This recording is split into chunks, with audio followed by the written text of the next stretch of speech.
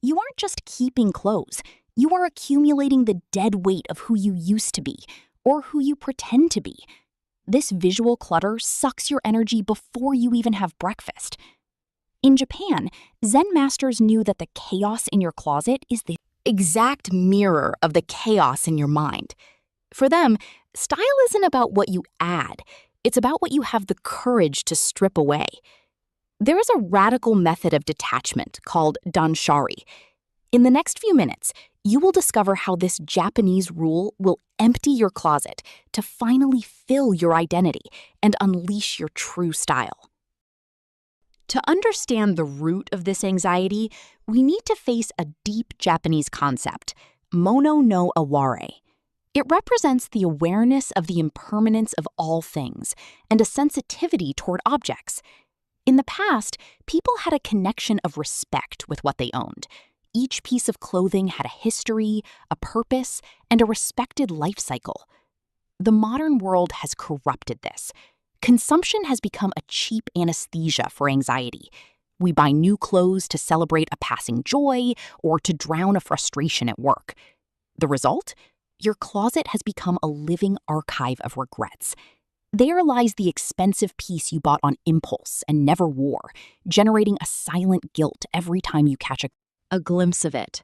There lies the clothing from years ago, kept out of attachment to a version of you that has already died.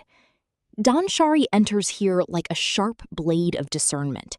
It is based on 3 surgical actions. Dan, the act of blocking the entry of what is useless. Sha, the act of throwing out the clutter that is already inside. And Ri, the spiritual detachment from the desire to possess. Using mono no aware in your wardrobe means accepting that things change. If a piece of clothing does not reflect who you are today, keeping it there is a childish attempt to freeze time. It is time to face the truth. The greatest enemy of organization is the lie you tell yourself. I'll keep it because one day I might need it. This scarcity mindset makes you accumulate emotional trash disguised as clothing. It is a lack of respect for the space and for the object itself. In Japan, this wasteful behavior is confronted by the concept of mottainai, which expresses a deep regret when the value of something is neglected. True mottainai teaches that the greatest waste is not donating an expensive piece of clothing. The greatest waste is leaving it locked away, accumulating dust and mold, prevented from fulfilling the function for which it was created. A piece of clothing is only alive when it is worn. Is sitting still? It is dead. To apply the radical filtering of Danshari, you need courage. Take everything out of the closet and put it on the bed. Apply 3 non-negotiable rules. The first is the rule of the recent year. If you haven't worn the piece in the last 12 months, the "one day I'll use it" excuse is over. It must go. The second is the identity alignment. Take the piece in your hands. Does it represent who you are today or who you pretend to be?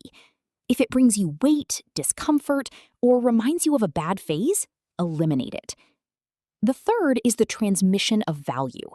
Thank the object for the time it served you, or for the purchase mistake that taught you not to repeat it. The concept of mottainai act. Donate it so the object gains new life on someone else's shoulders. There is a huge difference between being fashionable and having style. Those who follow fashion need an infinite closet because trends change every week to make you feel inadequate.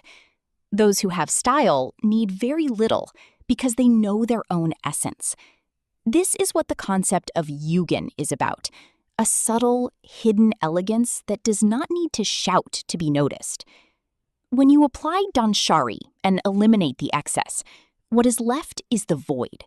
And in Eastern philosophy, the void is not the lack of something. It is the space where creation happens. By drastically reducing your wardrobe, you remove the visual noise and discover your personal uniform. You begin to select clothes by the quality of the fabric, the perfect fit, and authenticity, not by the logo stamped on the chest. Your wardrobe starts to have coherence. Everything matches everything. Getting dressed becomes a natural, fast, and elegant act. You begin to project a magnetic and minimalist presence where people notice you and not the excess of accessories you are carrying. True style hides in what remains after the cleanup. Physical tidying is just a Trojan horse for the real revolution, which is internal. We accumulate things because we are afraid of our own vulnerability. We try to create perfect facades to hide our fractures. Danshari solidifies when you embrace wabi-sabi, the philosophy that finds beauty in imperfection, simplicity, and the marks of time weathered by the years. A wardrobe based on wabi-sabi does not seek the plastic perfection of store displays. It values a few excellent pieces that grow old with dignity by your side. A leather jacket worn over the years has much more personality than 10 synthetic jackets bought yesterday. When your closet is purified, your mind experiences immediate relief. You wake up and find space, order, and clarity. This pattern of organization soon expands to your routine. You begin to apply dawn to your schedule, refusing superficial commitments. You apply Sha to your mind, discarding self-critical thoughts and relationships that no longer add anything. And you reach Re, the freedom of not being defined by what you possess. Your time is simply too precious to be spent carrying the heavy weight of things that no longer serve you. Look at your wardrobe one last time. What is truly kept behind those doors? Is it a collection of pieces that empower your authentic self? Or is it a physical monument to your past doubts, old choices, and social anxieties? Every single item you keep out of guilt or fear is a silent anchor holding you back from moving forward. It's a piece of your old history stealing the physical and mental space of who you are meant to become today. Practicing Danshari is not an act of restriction. It is the ultimate act of self-respect. It is choosing lightness over burden, identity over imitation, and deep mental peace over consumerist chaos. When you clear the physical noise from your closet, you are telling yourself that you are finally ready to handle your journey with clarity and intention. So when this video ends, don't just move on to the next distraction. Walk up to your closet, open the doors, and face what is inside with absolute honesty. Run your fingers through the hangers.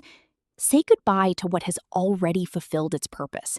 Express gratitude for the lessons those items taught you, and clear the path for your true self to finally breathe. The perfect style, the quiet confidence, and the internal peace you have been searching for are not waiting for you at a store.